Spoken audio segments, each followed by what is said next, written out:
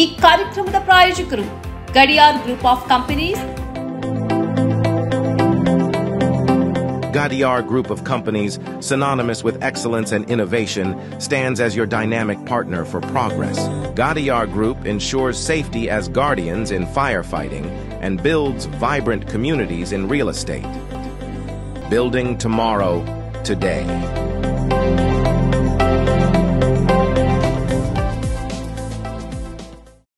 Kudukoli petrol pump Perla ವಿಶ್ವಾಸಾರ್ಹ ಸೇವೆಗೆ ಅಬ್ದುಲ್ಲಾ ಮದುಮುಲೆ ಸಾರಥ್ಯದ ಪೆರ್ಲಾ ಕುಡುಕೋಳಿ ಪಂಪ್ಗೆ ಭೇಟಿ ನೀಡಿ.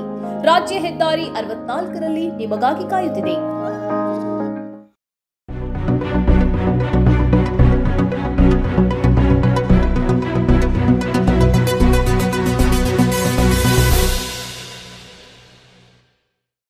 ವೀಕ್ಷಕರೇ, ಸನ್ಮಾರ್ಗ ಸುದ್ದಿ ಸಂಚಯಕ್ಕೆ ಸ್ವಾಗತ. ನಾನು ಸಮೀನಾ ಫಹಾದ್. ಸಂಸತ್ತಿನ ಭದ್ರತಾ ಲೋಪ ಪ್ರಕರಣಕ್ಕೆ ಸಂಬಂಧಿಸಿದಂತೆ ಬಂಧಿತರಾಗಿರುವ ಎಲ್ಲ 6 ಮಂದಿಯ ಪಾಲಿಗ್ರಾಫ್ ಮತ್ತು ಮಂಪರ್ ಪರೀಕ್ಷೆಗೆ ದೆಹಲಿ ಪೊಲೀಸರ ವಿಶೇಷ ಸೆಲ್ ಸಿದ್ಧತೆ ನಡೆಸುತ್ತಿದ್ದು ಈಗಾಗಲೇ ಗುಜರಾತ್ ತಲುಪಿದೆ. ಶುಕ್ರವಾರದ ವೇಳೆಗೆ ಎಲ್ಲಾ ಪರೀಕ್ಷೆಗಳು ಪೂರ್ಣಗೊಳ್ಳುವ ನಿರೀಕ್ಷೆ ಇದೆ. ನ್ಯಾಯಾಲಯದ ಆದೇಶದ ಮೇರೆಗೆ ದೆಹಲಿ ಪೊಲೀಸ್ ವಿಶೇಷ ಘಟಕದ ತಂಡ ಗುಜರಾತ್ ಅಹಮದಾಬಾದ್ನಲ್ಲಿದ್ದು ಮನೋರಂಜನ್ ಡಿ ಮತ್ತು ಸಾಗರ್ ಶರ್ಮರಿಗೆ ದೇಶದ ಪ್ರಮುಖ ವಿಧಿವಿಜ್ಞಾನ ಪ್ರಯೋಗಾಲಯದಲ್ಲಿ ಮಂಪರು ಪರೀಕ್ಷೆ ನಡೆಸಲಾಗುತ್ತಿದೆ. ಎಲ್ಲಾ 5 ಆರೋಪಿಗಳನ್ನು ಪಾಲಿಗ್ರಾಫ್ ಪರೀಕ್ಷೆಗೆ ಒಳಪಡಿಸಲಾಗುವುದು. ಅದೇ ಸಮಯದಲ್ಲಿ ಸಾಗರ್ ಮತ್ತು ಮನೋರಂಜನ್ ಅವರು ಮಂಪರು ಪರೀಕ್ಷೆ ಮತ್ತು ಬ್ರೈನ್ ಮ್ಯಾಪಿಂಗ್ ಪರೀಕ್ಷೆಗಳಿಗೆ ಒಳಗಾಗಲಿದ್ದಾರೆ ಎನ್ನಲಾಗಿದೆ.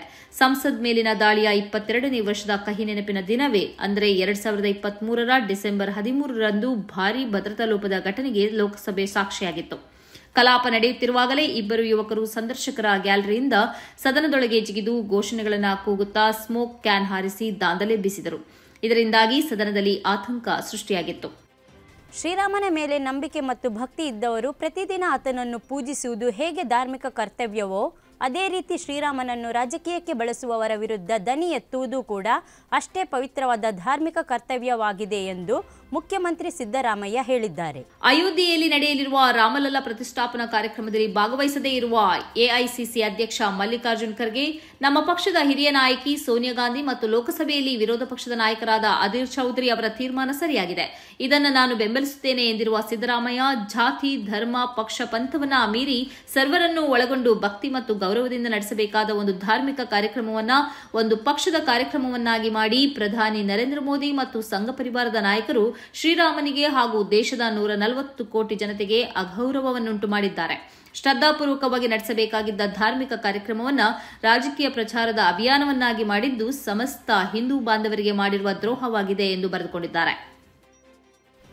ದೇಶದ್ರೋಹ ಪ್ರಕರಣಕ್ಕೆ ಸಂಬಂಧಿಸಿದಂತೆ 2019ರಲ್ಲಿ ವಿಶೇಷ ನ್ಯಾಯಾಲಯವು ಮಾಜಿ ಮಿಲಿಟರಿ ಆಡಳಿತಗಾರ ದಿವಂಗತ ಜನರಲ್ ಪರ್ವೇಜ್ ಮುಷರ್ರಫ್ಗೆ ವಿಧಿಸಿದ ಮರಣದಂಡನೆ ಶಿಕ್ಷೆಯನ್ನು ಪಾಕಿಸ್ತಾನ ಸುಪ್ರೀಂ ಕೋರ್ಟ್ ಬುಧವಾರ ಎತ್ತಿಹಿಡಿದಿದೆ.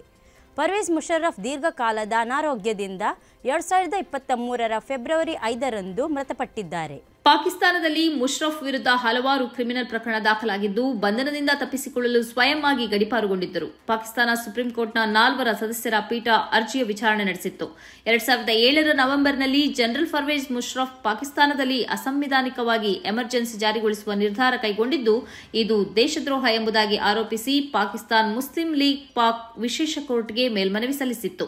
ಈ ಅರ್ಜಿಯ ವಿಚಾರಣೆ ನಡೆಸಿದ್ದ ವಿಶೇಷ ಕೋರ್ಟ್ 2019ರ ಡಿಸೆಂಬರ್ 17ರಂದು ಮರಣದಂಡನೆ ಶಿಕ್ಷೆ ವಿಧಿಸಿ ತೀರ್ಪು ನೀಡಿತ್ತು. ವಿಶೇಷ ಕೋರ್ಟ್ ವಿಧಿಸಿದ್ದ ಮರಣದಂಡನೆ ಶಿಕ್ಷೆಯನ್ನು ಪ್ರಶ್ನಿಸಿ ಮುಷರ್ರಫ್ ಸುಪ್ರೀಂ ಕೋರ್ಟ್ಗೆ ಸಲ್ಲಿಸಿದ್ದ ಅರ್ಜಿಯ ವಿಚಾರಣೆ ನಡೆಸಿದ್ದ ಪಾಕ್ ಸುಪ್ರೀಂ ಕೋರ್ಟ್ ತೀರ್ಪನ್ನು ಕಾಯ್ದಿರಿಸಿದ್ದು ಇಂದು ತೀರ್ಪನ್ನು ನೀಡಿದೆ. ಮುಖ್ಯಮಂತ್ರಿ ಏಕನಾಥ್ ಶಿಂದೆ ಬಣವನ್ನು ನಿಜವಾದ ಶಿವಸೇನೆ ಎಂದು ಮಹಾರಾಷ್ಟ್ರ ಸ್ಪೀಕರ್ ತೀರ್ಪು ನೀಡಿದ ನಂತರ ಆಕ್ರೋಶ ವ್ಯಕ್ತಪಡಿಸಿರುವ ರಾಜ್ಯಸಭಾ ಸದಸ್ಯ ಕಪಿಲ್ ಸಿಬಲ್ ನಾಟಕವನ್ನು ಬಹಳ ಹಿಂದೆಯೇ ರಚಿಸಲಾಗಿತ್ತು ಎಂದು ತಿಳಿಸಿದ್ದಾರೆ. ಸ್ಪೀಕರ್ ತೀರ್ಪಿನಿಂದ ಅಸಮಾಧಾನಗೊಂಡಿರುವ ಉದ್ಧವ್ ಠಾಕ್ರೆ ತಾವು ಸುಪ್ರೀಂ ಕೋರ್ಟ್ನಲ್ಲಿ ಪ್ರಶ್ನಿಸುವುದಾಗಿ ಹೇಳಿದ್ದಾರೆ. ಈ ಬಗ್ಗೆ ಸಾಮಾಜಿಕ ಮಾಧ್ಯಮ ಎಕ್ಸ್ನಲ್ಲಿ ಬರೆದುಕೊಂಡಿರುವ ರಾಜ್ಯಸಭಾ ಸದಸ್ಯ ಕಪಿಲ್ ಸಿಬಲ್, ಶಿಂದೆ ಸೇನೆ ನಿಜವಾದ ಸೇನೆ, ಬಹಳ ಹಿಂದೆಯೇ ರಚಿತವಾಗಿರುವ ನಾಟಕವಿದು. ಪ್ರಹಸನ ಯಾವುದೇ ಸಹಾಯ ಪಡೆಯದೆ ನಡೆಯಿತು ಎಂಬುದನ್ನು ಎಲ್ಲರೂ ವೀಕ್ಷಿಸಿದರು. ಇದು ಪ್ರಜಾಪ್ರಭುತ್ವದ ತಾಯಿಯ ನಿಜವಾದ ದುರಂತ ಎಂದು ಕಪಿಲ್ ಸಿಬಲ್ ಬೇಸರ ವ್ಯಕ್ತಪಡಿಸಿದ್ದಾರೆ. 2022ರಲ್ಲಿ ವಿಭಜನೆಗೊಂಡ ಶಿವಸೇನಾ ಬಣಗಳ ಅನರ್ಹತೆಯ ವಿಚಾರವಾಗಿ ಸ್ಪೀಕರ್ ರಾಹುಲ್ ನರ್ವೇಕರ್ ತಮ್ಮ 105 ನಿಮಿಷಗಳ ಸುದೀರ್ಘ ಭಾಷಣದಲ್ಲಿ ಉದ್ಧವ್ ಠಾಕ್ರೆ ಬಣದ ಅರ್ಜಿಯನ್ನು ತಿರಸ್ಕರಿಸಿ ಏಕನಾಥ್ ಶಿಂದೆ ಒಳಗೊಂಡಂತೆ 30 ಶಾಸಕರ ಬಣವೇ ನಿಜವಾದ ಶಿವಸೇನೆ ಎಂದು ತೀರ್ಪು ನೀಡಿದ್ದಾರೆ. ಜೂನ್ 2022ರಲ್ಲಿ ಶಿವಸೇನೆ ಶಾಸಕರು ವಿಭಜನೆಗೊಂಡು 2 ಬಣಗಳಾದ ನಂತರ ನಿಜವಾದ ಶಿವಸೇನೆ ತಮ್ಮದು ಎಂದು ಘೋಷಿಸಬೇಕು ಎಂದು 2 ಬಣಗಳು ಚುನಾವಣಾ ಆಯೋಗದ ಕದ ತಟ್ಟಿದ್ದವು. ಈಗ ಸ್ಪೀಕರ್ ಕೂಡ 18 ತಿಂಗಳ ನಂತರ ತೀರ್ಪು ನೀಡಿದ್ದು, ಶಿವಸೇನಾ ಸಂವಿಧಾನದಂತೆ ಪಕ್ಷದ ಪ್ರಮುಖ ಉದ್ಧವ್ ಠಾಕ್ರೆಯವರಿಗೆ ಏಕನಾಥ್ ಶಿಂದೆ ಬಣವನ್ನ ಉಚ್ಚಾಟಿಸುವ ಅಧಿಕಾರ ಇಲ್ಲವೆಂದು ತಿಳಿಸಿದ್ದಾರೆ. ಕತಾರ್, ಒಮಾನ್ ಸೇರಿದಂತೆ 62 ರಾಷ್ಟ್ರಗಳಿಗೆ ಇನ್ನು ಮುಂದೆ ಭಾರತೀಯರು ವೀಸಾ ಇಲ್ಲದೆ ಪ್ರಯಾಣಿಸಬಹುದಾಗಿದೆ. ಭಾರತದ ಪಾಸ್ಪೋರ್ಟ್ ಇರುವವರಿಗೆ ವೀಸಾ ಇಲ್ಲದೆ ಭೇಟಿ ಕೊಡುವ ರಾಷ್ಟ್ರಗಳ ಪಟ್ಟಿಯಲ್ಲಿ ಜಮೈಕಾ, ಮಾಲ್ಡೀವ್ಸ್ನ ಬುರುಂಡಿ, ಭೂತಾನ್ನ Bolivia, Fiji, Indonesia, Iran, Jordan, Kazakhstan, Malaysia, Sri Lanka, Thailand, Mauritius ಮುಂತಾದ ರಾಷ್ಟ್ರಗಳು ಸೇರಿವೆ. ಇದೇ ವೇಳೆ France, Germany, Italy, Japan, Singapore ಮತ್ತು ಸ್ಪೇನ್ ರಾಷ್ಟ್ರಗಳ ನಾಗರಿಕರಿಗೆ ವೀಸಾ ಇಲ್ಲದೆ 194 ರಾಷ್ಟ್ರಗಳಿಗೆ ಪ್ರಯಾಣಿಸಬಹುದಾಗಿದೆ. ಅದೇ ವೇಳೆ ವೀಸಾ ಇಲ್ಲದೆ ಅಫ್ಘಾನ್ ನಾಗರಿಕರಿಗೆ 28 ರಾಷ್ಟ್ರಗಳಿಗೆ ಪ್ರಯಾಣಿಸಬಹುದಾಗಿದೆ. ಕೋಮುವಾದವೇ ಈ ದೇಶದ ಅಭಿವೃದ್ಧಿಗೆ ಅತಿ ದೊಡ್ಡ ಕಂಟಕವಾಗಿದೆ ಎಂದು ಜಮಾತೆ ಇಸ್ಲಾಮಿ ಹಿಂದ್ ರಾಷ್ಟ್ರೀಯ ಉಪಾಧ್ಯಕ್ಷ ಪ್ರೊಫೆಸರ್ ಮೊಹಮ್ಮದ್ ಸಲೀಂ ಇಂಜಿನಿಯರ್ ಹೇಳಿದ್ದಾರೆ. ಮಾತ್ರ ಅಲ್ಲ, ಸಹಬಾಳ್ವೆ ಸಹೋದರತೆಯನ್ನು ಕಾಪಾಡುವುದಕ್ಕಾಗಿ ಧಾರ್ಮಿಕ ನಾಯಕರು ಒಟ್ಟು ಸೇರಬೇಕು ಎಂದು ಕರೆ ಕೊಟ್ಟಿದ್ದಾರೆ. ಧಾರ್ಮಿಕ್ ಜನಮೋರ್ಚಾ ಮತ್ತು ಸದ್ಭಾವನಾ ಮಂಚ್ ಮಹಾರಾಷ್ಟ್ರದಲ್ಲಿ ಏರ್ಪಡಿಸಿದ್ದ ಅಂತರ್ಧರ್ಮೀಯ ನಾಯಕರುಗಳ ಸಭೆಯನ್ನ ಉದ್ದೇಶಿಸಿ ಮಾತನಾಡುತ್ತಾ ಅವರು ಈ ಅಭಿಪ್ರಾಯ ವ್ಯಕ್ತಪಡಿಸಿದ್ದಾರೆ. ಕೆಲವು ದುಷ್ಟಶಕ್ತಿಗಳು ಮುಸ್ಲಿಮರ ವಿರುದ್ಧ ದೇಶದಲ್ಲಿ ಹಿಂಸೆ ಮತ್ತು ದ್ವೇಷವನ್ನ ಹರಡುತ್ತಿದೆ. ಸರ್ಕಾರ ಸಕಾಲದಲ್ಲಿ ಇಂಥವರ ವಿರುದ್ಧ ಕಠಿಣ ಕ್ರಮ ಕೈಗೊಳ್ಳುವುದಕ್ಕೆ ವಿಫಲವಾಗುತ್ತಿವೆ ಎಂದು ಕೂಡ ಅವರು ಹೇಳಿದ್ದಾರೆ. ಚರ್ಚಿಗೆ ತೆರಳಿ ಕನ್ಯಾಮೇರಿಯ ರೂಪದಲ್ಲಿ ಮಾಲೆ ಹಾಕಲು ಹೊರಟ ತಮಿಳುನಾಡು ಬಿಜೆಪಿ ಅಧ್ಯಕ್ಷ ಅಣ್ಣಾಮಲೈಗೆ ತೀವ್ರ ಮುಖಭಂಗವಾಗಿದೆ. ಯಾವ ಕಾರಣಕ್ಕಾಗಿ ನೀವು ಮಣಿಪುರದಲ್ಲಿ ಕ್ರೈಸ್ತರನ್ನು ಕೊಂದಿರಿ, ಇಲ್ಲಿಗೆ ಬರಬೇಡಿ, ವಾಪಸ್ ಹೋಗಿ ಎಂದು ಕ್ರೈಸ್ತರು ಅಣ್ಣಾಮಲೈಯನ್ನು ತಡೆದ ಪ್ರಕರಣ ನಡೆದಿದೆ. ನಮ್ಮಂತೆ ಇರುವ ಕ್ರೈಸ್ತರು ಮಣಿಪುರದಲ್ಲಿ ಹತ್ಯೆಗೀಡಾಗಿದ್ದಾರೆ. ಅವರು ನಮ್ಮ ಜನರನ್ನ ಕೊಂದರು, ನಮ್ಮ ಚರ್ಚನ್ನ ನಾಶಪಡಿಸಿದರು. ಇದು ನಮ್ಮ ಪುಣ್ಯ ಭೂಮಿಯಾಗಿದೆ. ನಿಮಗೆ ಈ ರೀತಿಯಾಗಿ ಮಾಲೆ ಹಾಕಲು ಬಿಡುವುದಿಲ್ಲ ಎಂದು ಕ್ರೈಸ್ತರು ವಿರೋಧ ವ್ಯಕ್ತಪಡಿಸಿದರು. ನೀವೇಕೆ ನಮ್ಮ ಕ್ರೈಸ್ತರನ್ನ ಕೊಂದಿರಿ ಎಂದು ಕ್ರೈಸ್ತರು ಆಕ್ರೋಶಭರಿತರಾಗಿ ಅಣ್ಣಾಮಲೈಯನ್ನ ಪ್ರಶ್ನಿಸಿದರು. ಧರ್ಮಪುರಿ ಪ್ರಸಿದ್ಧ ಔವರ್ ಲೇಡಿ ಆಫ್ ಲೂತ್ ಚರ್ಚ್ನಲ್ಲಿ ನಡೆದ ಈ ಘಟನೆಯಿಂದಾಗಿ ಅಣ್ಣಾಮಲೈ ತೀವ್ರ ಮುಖಭಂಗಕ್ಕೆ ಒಳಗಾದರು. ನೀವೇಕೆ ಡಿಎಂಕೆ ಕಾರ್ಯಕರ್ತರಂತೆ ವರ್ತಿಸುತ್ತೀರಿ ಎಂದು ಅಣ್ಣಾಮಲೈ ಕೇಳಿದ್ದು ಕ್ರೈಸ್ತರನ್ನ ಆಕ್ರೋಶಕ್ಕೆ ಒಳಪಡಿಸಿತು.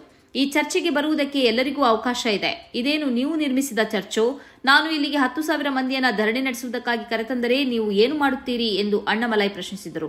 ತೀವ್ರ ವಾಗ್ವಾದದ ಬಳಿಕ ವಿರೋಧ ಒಡ್ತಾ ಇದ್ದ ಯುವಕರನ್ನ ಪೊಲೀಸರು ದೂರ ಕಳಿಸಿದರಲ್ಲದೆ ಅಣ್ಣಾಮಲೈಗೆ ಮಾಲೆ ಹಾಕಲು ಅನುಮತಿಸಿದರು. ಈ ಸಂದರ್ಭದಲ್ಲಿ ಚರ್ಚಿನ ಉದ್ದಕ್ಕೂ ಜನರು ಅಣ್ಣಾಮಲೈ ಮತ್ತು ಬಿಜೆಪಿ ವಿರುದ್ಧ ಘೋಷಣೆ ಕೂಗಿದರು. ಸಂವಿಧಾನವನ್ನು ರಕ್ಷಿಸುವುದಕ್ಕಾಗಿ ಮುಲಾಯಂ ಸಿಂಗ್ ಸರ್ಕಾರ 1990ರಲ್ಲಿ ಕರಸೇವಕರ ಮೇಲೆ ಗುಂಡು ಹಾರಿಸಲು ಆದೇಶಿಸಿತ್ತು ಮತ್ತು ಅದು ಸರಿಯಾಗಿದೆ ಎಂದು ಬೌದ್ಧ ನಾಯಕ ಮತ್ತು ಸಮಾಜವಾದಿ ಪಕ್ಷದ ಮುಖಂಡ ಸ್ವಾಮಿ ಪ್ರಸಾದ್ ಮೌರ್ಯ ಹೇಳಿದ್ದಾರೆ. ಬಿಜೆಪಿ ಮುಖಂಡರಾಗಿದ್ದ ಇವರು ಕಳೆದ ಅಸೆಂಬ್ಲಿ ಚುನಾವಣೆಯ ವೇಳೆ ಸಮಾಜವಾದಿ ಪಕ್ಷ ಸೇರಿದ್ದರು. ಬುದ್ಧಿಸ್ಟ್ ಕಾನ್ಫರೆನ್ಸ್ನಲ್ಲಿ ಭಾಗವಹಿಸಲು ಬಂದಿದ್ದ ಮೌರ್ಯ ಅವರು ಮಾಧ್ಯಮಗಳು ಕೇಳಿದ ಪ್ರಶ್ನೆಗೆ ಪ್ರತಿಕ್ರಿಯಿಸುತ್ತಾ ಹೀಗೆ ಹೇಳಿದ್ದಾರೆ. ಅರಾಜಕ ಘಟಕಗಳು ದೊಡ್ಡ ಮಟ್ಟದ ನಾಶಕ್ಕೆ ಹೊರಟಾಗ ಸಂವಿಧಾನ ಮತ್ತು ಶಾಂತಿಯನ್ನು ರಕ್ಷಿಸುವ ಸಲುವಾಗಿ ಅಂದಿನ ಮುಲಾಯಂ ಸಿಂಗ್ ಸರ್ಕಾರ ಗುಂಡು ಹಾರಿಸಲು ಆದೇಶಿಸಬೇಕಾಗಿ ಬಂತು. ಸಂವಿಧಾನವನ್ನು ರಕ್ಷಿಸುವುದು ಸರ್ಕಾರದ ಜವಾಬ್ದಾರಿಯಾಗಿದೆ ಎಂದು ಮೌರ್ಯ ಸಮರ್ಥಿಸಿದ್ದಾರೆ. ರಾಮ ಮಂದಿರ ನಿರ್ಮಿಸುವುದಕ್ಕೆ ಯಾರ ವಿರೋಧವೂ ಇಲ್ಲ. ಅದರ ಕ್ರೆಡಿಟ್ ಕಿತ್ತುಕೊಳ್ಳಲು ಬಿಜೆಪಿ ಶ್ರಮಿಸುತ್ತಾ ಇದೆ. ಬಿಜೆಪಿಗೆ ಶಕ್ತಿ ಇರುತ್ತಿದ್ದರೆ ಯಾಕೆ ಅಟಲ್ ಬಿಹಾರಿ ವಾಜಪೇಯಿ ಅವರು 3 ಬಾರಿ ಪ್ರಧಾನಿಯಾಗಿದ್ದಾಗ ಮಂದಿರ ಕಟ್ಟಿಸಲಿಲ್ಲ ಎಂದು ಮೌರ್ಯ ಪ್ರಶ್ನಿಸಿದ್ದಾರೆ. ಇದು ಬಿಜೆಪಿ ಆಯೋಜಿಸುವ ಕಾರ್ಯಕ್ರಮವೇ ಹೊರತು ರಾಮ ಮಂದಿರಕ್ಕೆ ಸಂಬಂಧಿಸಿದ ಕಾರ್ಯಕ್ರಮ ಅಲ್ಲ. ಬಿಜೆಪಿ ನಡೆಸುವ ಒಂದು ಕಾರ್ಯಕ್ರಮಕ್ಕೆ ನಾನು ಹೋಗುವುದಿಲ್ಲ ಎಂದು ಸ್ವಾಮಿ ಪ್ರಸಾದ್ ಹೇಳಿದ್ದಾರೆ. ಇದು ಈ ಹೊತ್ತಿನ ಸುದ್ದಿ ಸಂಚಯ. ನಿರಂತರವಾಗಿ ನೋಡುತ್ತಾ ಇರಿ ಸನ್ಮಾರ್ಗ ನ್ಯೂಸ್. ಸುದ್ದಿಗಳ ಸಂತೆಯಲ್ಲಿ ಸತ್ಯದ ಮೊಂಬತ್ತಿ. ಇಂತಹ ಹಲವು ಸುದ್ದಿ ಮಾಹಿತಿ ವಿಶ್ಲೇಷಣೆಗಾಗಿ ಸನ್ಮಾರ್ಗ ನ್ಯೂಸ್ ಸಬ್ಸ್ಕ್ರೈಬ್ ಮಾಡಿ. ನಿರಂತರ ನೋಟಿಫಿಕೇಶನ್ ಪಡೆಯಲು ಬೆಲ್ ಐಕಾನ್ ಒತ್ತಲು ಮರೆಯದಿರಿ.